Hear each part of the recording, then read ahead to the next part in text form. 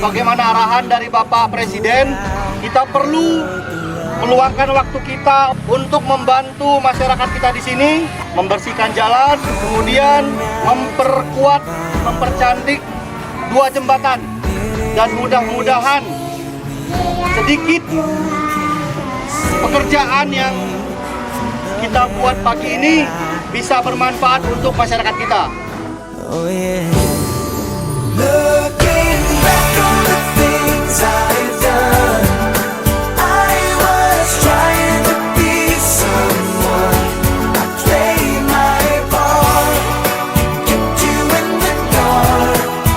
Now let me show you the shape of my heart. Polres Tanah Laut dan Dislapor Polda Kalsel siap mendukung program Astasita Presiden Prabowo Subianto. Polda Kalimantan Selatan bisa, bisa, bisa. I can't win this war.